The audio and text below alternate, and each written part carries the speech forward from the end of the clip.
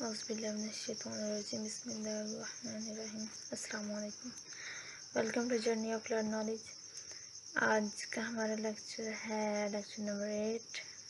इसमें हम जो हमारी इम्पोर्टेंट डेफिनेशंस हैं, इम्पोर्टेंट पॉइंट्स हैं, उनको देखेंगे। चैनल को सब्सक्राइब लाजमी कर लीजिए, बेल आइकन भी प्रेस कर लीजिए ताकि नई आने वाली वीडियो आपको मिलती रहे। चलिए स्टार्ट करते हैं। सबसे पहले हमारे पास conversion from infix to postfix. Infix expression, an expression where operator are written between operands a plus b। ये हमारे पास मतलब इस फॉर्म में इसको लिखा गया, ये हमारे पास एक्सप्रेशन है इसका। अब ये नेक्स्ट पोस्ट फिक्स का है, ठीक है। पोस्ट फिक्स को रिवर्स पॉलिश नोटेशन भी कहा जाता है, और जो हमारे पास प्री फिक्स है उसको पॉलिश नोटेशन कहते हैं, ठीक है। उसके बाद है पैरेंथेसिस इन इनफिक्स।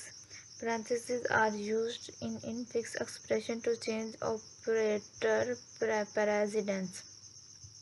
मतलब पिछले वाले लेक्चर में भी जैसे हमने इसको सॉल्व किया था कि जब हमारे पास पैरेंथेसिस लग जाती हैं तो वो उसकी प्रेसिडेंस जो है वो चेंज हो जाती है। मतलब अगर हमारे पास सिंपल अगर जैसे a प्लस बी और स्टैटिक सी है तो वहाँ वो सबसे पहले हम स्टैटिक को सॉल्व करेंगे, उसके बाद प्लस को सॉल्व करेंगे। लेकिन अगर पैरेंथेसिस लग जाए तो हम पहले पैरेंथेसिस वाला ब्लॉक जो है, पैरेंथेसिस वाला पार्ट वो सॉल्व करते हैं, उसके बाद हम सॉल्व करते हैं। Stack use in conversion. A stack is used to temporarily hold operators during the conversion from infix to postfix। मतलब कि जब हमारे पास स्टैक है, जैसे कि पहले भी हमने पढ़ा है कि स्टैक एक टेम्प्रेरी हमारे पास लाइन होती है जिसमें हम अपना डाटा स्टोर करते हैं, ठीक है। तो इसमें बता रहे हैं कि temporary hold operators during the conversion from infix to postfix. यानी इनफिक्स जब हम कन्वर्जन करते हैं इनफिक्स टू पोस्ट फिक्स में, तब ये हमारे पास एक टेम्प्रेरी होल्ड ऑपरेटर्स होते हैं, ठीक है। उसके बाद है post fix advantage. Post fix के एडवांटेज क्या है? नो नीड फॉर पैरेंथेसिस, यानी इसमें हमें किसी भी किस्म की पैरेंथेसिस की ज़रूरत नहीं होती। Easy to evaluate with stack, यानी एवेल्यूएट का मतलब होता है अंदाज़ा लगाना हमारे पास, यानी किसी भी किस्म का अंदाज़ा लगाना। तो स्टैक में हमारे पास स्टैक को किसी भी चीज़ के साथ अंदाज़ा लगाना हमारे लिए आसान होता है, किसी भी चीज़ के साथ समझना आसान होता है, ठीक है, स्टैक के ज़रिए, ठीक है।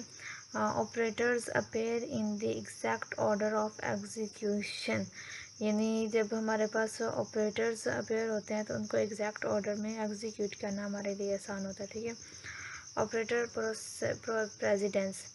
अब ऑपरेटर प्रेसिडेंस हम पीछे भी पढ़ चुके हैं, पहले भी कई दफ़ा पढ़ चुके हैं, ठीक है। The postfix evaluation operands are pushed to the stack, ठीक है। अब इसकी एवल्यूशन क्या है कि ऑपरेंड्स जो हैं हमारे पास वो पुश किए जाते हैं स्टैक पर। Operators pop required operands perform operations and push result back. तो जैसे कि हमने पिछले किए कि पहले हम ऑपरेंड्स को स्टैक पर पुश करते हैं, उसके बाद नेक्स्ट हमारे पास कोई अगर ऑपरेटर आता है तो उसको स्टैक से ऑपरेंड्स को स्टैक से वापस लेकर आते हैं, उसमें जो हमारे पास ऑपरेटर होता है उसको यूज़ करते हैं, और फिर जो आंसर आता है उसको वापस स्टैक पर ले जाते हैं। ये सारा इसमें वो बता रहे हैं, ठीक है। उसके बाद हमारे पास एग्जाम्पल कन्वर्जन की, ये एग्जाम्पल है कन्वर्जन की, हम पीछे भी कर चुके हैं। The role of parenthesis in conversion. When a closing bracket here appears, operators are popped from this stack until an opening is found which is discarded। मतलब जब पैरेंथेसिस आएंगे इनके कन्वर्जन में क्या काम है, तो जब ये बताया कि जब हमारे पास ये क्लोजिंग ब्रैकेट होती है तो ये operators are popped from the stack until an opening, यानी ये तब तक हमारे पास इस पॉप्ड में या इसमें निकालना होता है, तब तक निकालते रहते हैं जब तक कि हमारे पास ये वाला हमारे पास नहीं आ जाती स्टार्टिंग वाली। ये मैंने पिछले लेक्चर में भी देखी थी। उसके बाद है algorithm summary. Read expressions from left to right. If operand जो हमारे पास add to postfix string. If operand manage precedence using stack. If ये हमारे पास ओपन ब्रैकेट और पुश टू स्टैक, और ये मौजूद है तो पॉप ऑपरेटर्स एंड ये हम पिछले वाले लेक्चर में भी ये ब्रैकेट्स का ये जो सारा सिस्टम है देख चुके हैं। उसके बाद हमारे पास C++ टेम्पलेट्स क्या है?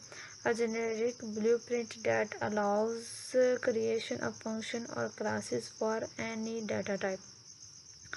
जेनेरिक ब्लूप्रिंट मतलब कि हमारे पास एक स्पेस होती है जिसमें मतलब एक खाली ब्लॉक या स्पेस कह लें, जिसमें हम अपनी जो है ना मतलब उसमें कुछ और ऐड करना चाहें चीज़ों को तो वो ऐड कर सकते हैं। तो वो हमारे पास टेम्पलेट में ये जेनेरिक ब्लूप्रिंट जो वो यूज़ होती है यहाँ पर मौजूद होती है। ठीक है, टेम्पलेट सिंटैक्स इसका ये है हमारे पास। यहाँ पर बता रहे हैं generic data type place holder, यानी इसमें एक प्लेस मौजूद होती है जो कि खाली होती है, जिसमें हम अपने कुछ भी चीज़ों को यूज़ कर सकते हैं। ठीक है, उसके बाद है हमारे पास purpose of template allows code reusability for different data types without rewriting the same logic. इसमें ये बताया जा रहा है कि हमारे पास टेम्पलेट का पर्पस क्या है, कि मतलब इसमें एक कोड जो कोड होता है वो रीयूजेबल होता है, यानी कि जैसे हमने एक खास चीज़ के लिए टेम्पलेट बनाया तो वो कोड जो है वो हम किसी और टेम्पलेट के लिए भी यूज़ कर सकते हैं।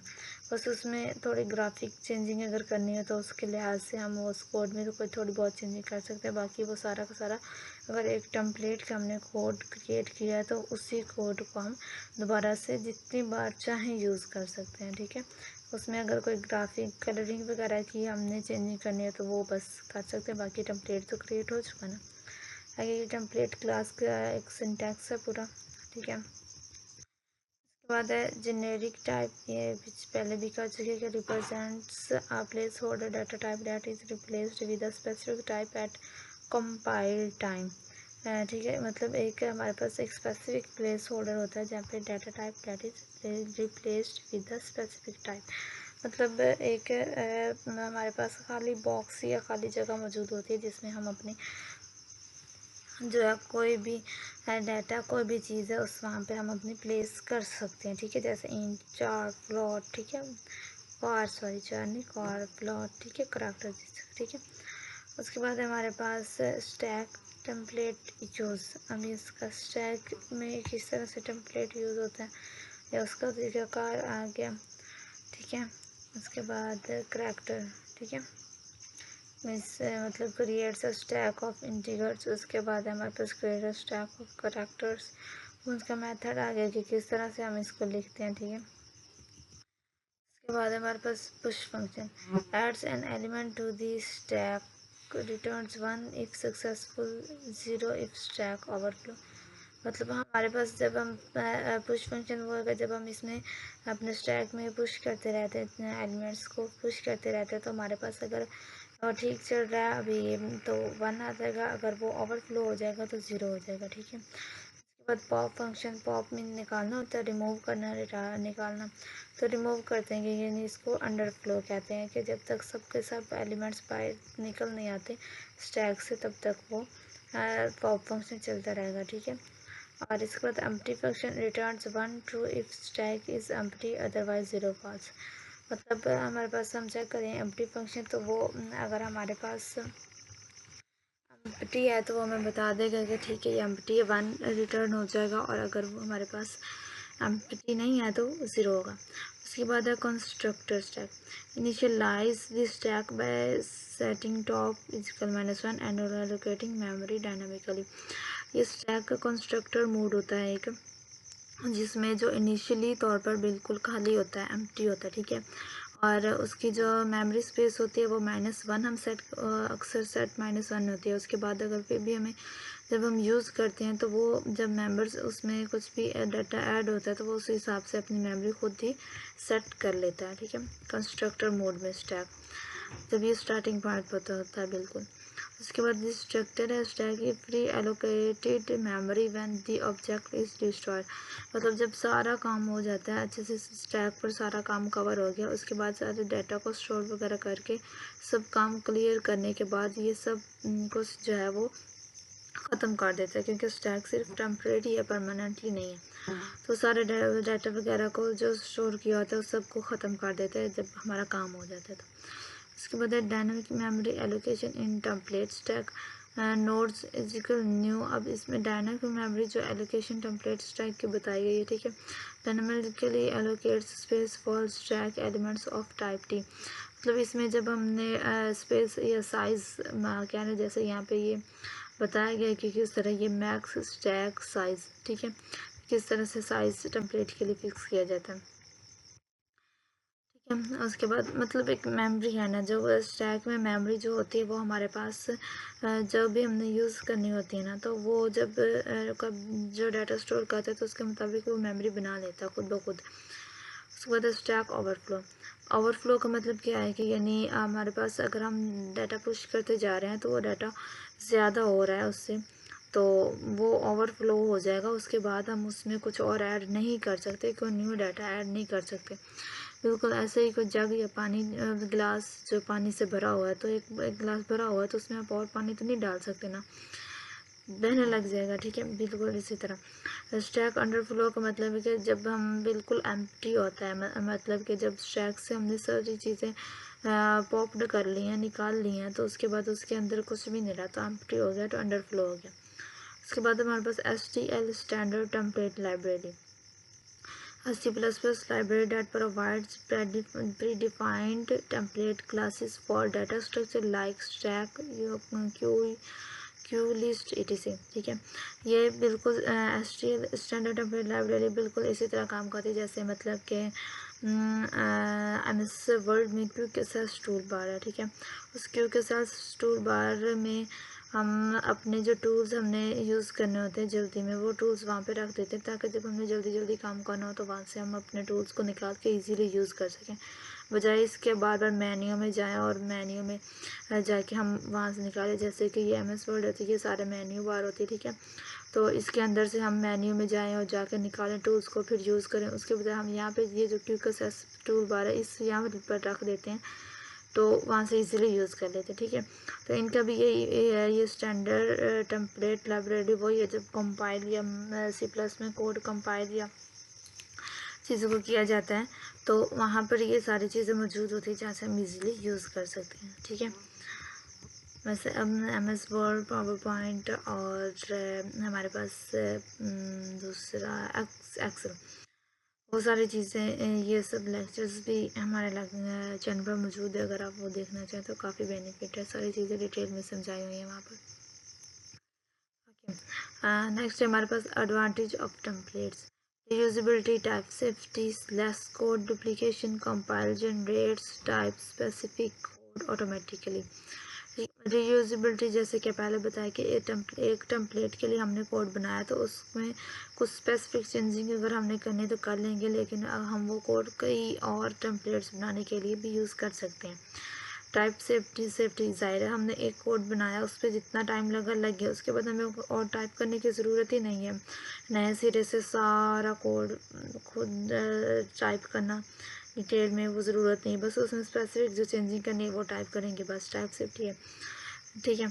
उसके बाद हमारे पास लेस कोड डुप्लीकेशन, ज़ाहिर मतलब हमें बार बार वो कोड को नहीं करना पड़ेगा, बार बार बनाना, डुप्लीकेट ही हुआ ना, तो उससे इससे बचत होगी। फिर compile generate type specific code automatically, यानी वो जो हमारे पास कंपाइलर होता है वो कोड को ऑटोमेटिकली ही हमारे लिए स्पेसिफिक कर देता है, बना देता है, ठीक है। कंपाइलर जब हम करते हैं तो हमारे पास जो कोई एरर होता है तो वो बता देता है हमें ऑटोमेटिकली, तो बस वो स्पेसिफिक चेंजिंग हो जाती है। उसके बाद है C++ वॉइस सी, ये तो हमें पता ही है। Templates are unique to C++, this language does not support templates. Functions called stack, अच्छा, a stack used by the compiler to manage functions, calls, arguments, local variables and return addresses। मतलब अब जो हमारे पास फंक्शन है उसमें कौन कौन सी चीज़ें यूज़ हो रही हैं हमारे पास,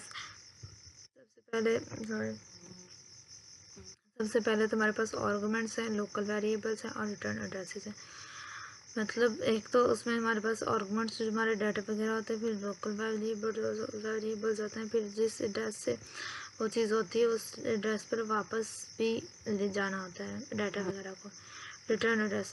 the address where control should return after a function complete, मतलब जब भी डाटा का फंक्शन मुकम्मल तौर पर कंप्लीट हो जाता है तो उसको वापस जिस एड्रेस से उठाया गया उसी एड्रेस पे वापस लेके जाना। Stack frame, a block of data pushed to the stack each time a function is called. अच्छा, it's contain return address function parameters local variables, ठीक है।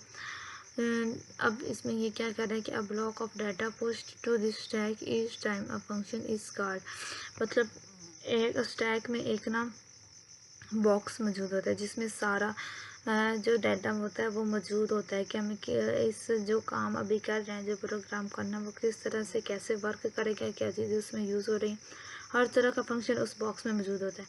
वो बॉक्स जो होता है वो स्टैक में दिया जाता है, जो हमारा स्टैक फ्रेम होता है, ठीक है। उसके बाद है हमारे पास order of arguments in stack. Last argument pushed first यानी at the bottom, first argument pushed last near the top, return address pushed on top, ठीक है। मतलब जो हमारे पास लास्ट वाला आर्गुमेंट होता है उसको फर्स्ट पे पुश्ड कर दिया जाता है, फर्स्ट वाले को लास्ट पे कर दिया जाता है, और जब हमारे पास जब सब वर्क हो जाता है तो हमारे पास रिटर्न वापस टॉप पर ही आना होता है।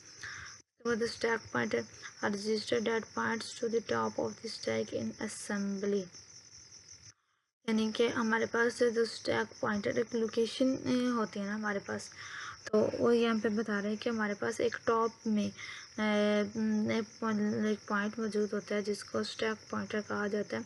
जब हम वर्क करते जाते हैं, नेक्स्ट एलिमेंट्स ऐड करते जाते हैं, तो वो बॉक्स खुद ब खुद ऊपर ऊपर चला जाता है, वो हमेशा टॉप पर ही रहता है, ठीक है।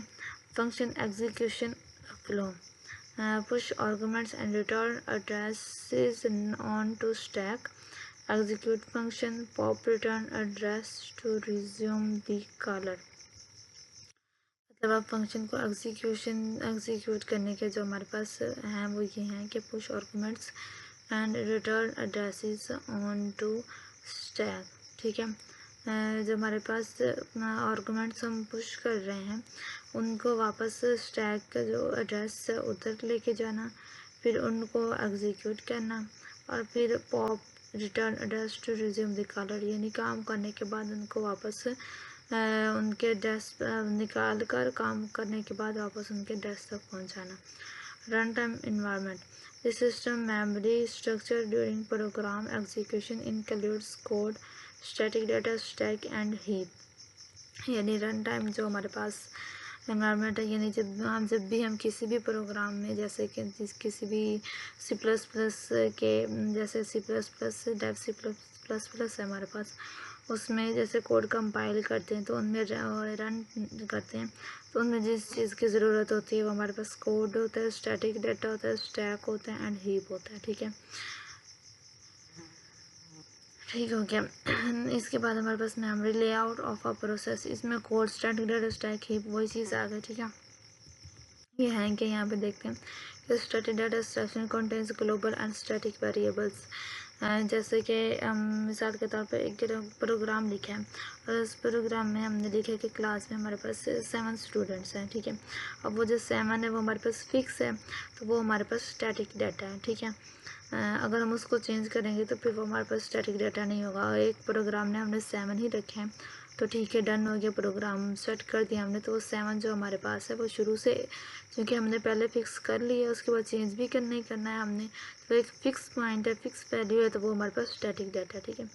इसके बाद है heap, memory area used for dynamic allocation using new malloc etcetera, मतलब हीप हमारे पास वो होती है जैसे स्टैक, तो हमारे पास एक टेम्परेरी लाइन है ना जिसमें हमने डाटा टेम्परेरी तौर पर स्टोर करते हैं, लेकिन हीप हमारे पास वो है जहाँ से हम मेमोरी लेते हैं, ठीक है। मतलब किसी वक्त हमें मेमोरी की ज़रूरत है, हम वहाँ से मेमोरी ले लेते हैं और उसे यूज़ करते हैं। अगर मेमोरी ज़्यादा भी हो जाए, हमने नहीं भी यूज़ करनी तो छोड़ भी सकते हैं, कोई इशू नहीं होता, ठीक है। मेमोरी हीप का मतलब यही है कि मेमोरी हम ले सकते हैं।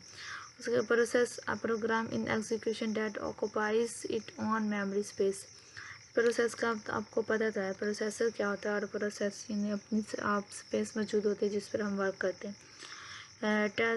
टास्क मैनेजर इंफॉर्मेशन, अब टास्क मैनेजर इंफॉर्मेशन क्या है कि बिल्कुल ऐसे ही टास्क मैनेजर एक मेन बेसिक है हमारे पास है, जिसमें हमारे पास सारे फंक्शंस, सारी मेमोरी, स्पेस वगैरह सब कुछ मौजूद होता है। बिल्कुल ऐसे जैसे कंप्यूटर का हमारे पास वो मौजूद होता है CPU। ठीक है, CPU मतलब कंट्रोल प्रोसेसिंग यूनिट, उसमें हर चीज़ मौजूद होती है हमारे पास। ये उसकी मेमोरी है, यूजेज है, सब चीज़ें वहाँ पे जो भी प्रोसेस करनी होती है सारी इंफॉर्मेशन उसमें मौजूद होती है। ठीक है, जो सब कुछ कंट्रोल करते हैं। उसके बाद stack use in function calls, helps in parameter passing, saves return address, stores local variables. मतलब जो हमारे पास स्टैक है उसमें जो यूज़ होने वाले फंक्शंस मेन कौन से वही है कि ये जो हमारे पास पैरामीटर्स होते हैं उनको पास करना, फिर जो जो भी होता है डाटा वगैरह होता है सबको सेव करना और उसको अपने एड्रेस तक पहुंचाना, फिर स्टोर्स लोकल वेरिएबल्स। ठीक है, लोकल वेरिएबल्स को वगैरह को स्टोर करना, इंश्योर कंट्रोल रिटर्न्स करेक्टली। ठीक है, assembly code inside. In assembly function, arguments and return addresses are pushed and popped और stack instructions।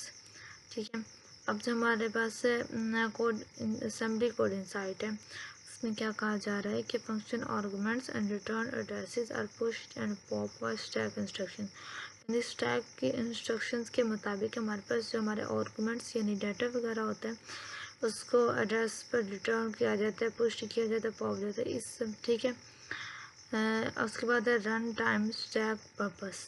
और रन टाइम स्टैक पर्पस ये भी वही आ गया जैसे हम कंपाइलर करते हैं कोई भी कोड लिख कर, वो चीज़ें आ गई। हीप वो स्टैक, उसमें हमने पहले ही बता चुके कि स्टैक हमारे पास एक टेम्प्रेरी लाइन टाइप मौजूद होती है, लाइन की तरह जो कंप्यूटर में हमारे पास मौजूद होती है जिसमें हम टेम्प्रेरी अपना डाटा वगैरह स्टोर करते हैं। ठीक है, और हीप हमारे पास मेमोरी लेने के लिए होती है जिससे हम मेमोरी लेते हैं और उसको यूज़ करते हैं, और अगर हमें नहीं भी ज़रूरत कोई छोड़ भी दें तो उससे मतलब कोई फ़र्क नहीं पड़ता। ठीक है, तो ये लेक्चर आज का हमारा यहीं पर ख़त्म हुआ। ये सारी की सारी चीज़ें जो इस लेक्चर में यूज़ हो रही हैं बार बार एक ही दोहराया जाए, पुश्ड पॉप, रन टाइम, ये सारी चीज़ें हैं। रिटर्न एड्रेस आ गया जी, मतलब हमारे पास स्टैक यूज़ हो रहा है ज़्यादातर। स्टैक के बाद देखा जाए कि हमारे पास कि हमारे पास स्टैक है, उसके बाद हमारे पास स्टैक के बारे में सारी चीज़ें यहाँ पे यूज़ हुई हैं। उसके बाद पुश पॉप्ड है, ये सारी चीज़ें यूज़ हो रही हैं। बस इन्हीं के इर्द गिर्द ये सारा का सारा लेक्चर हमारा घूमने जा रहा है, बार बार वही चीज़ें इसमें यूज़ हो रही हैं। ठीक है, सबको एक बार अच्छे से रीड कर लीजिएगा, बाकी चैनल को सब्सक्राइब लाजमी कर लीजिए। दुआ में याद रखिए। अल्लाह हाफ़िज़।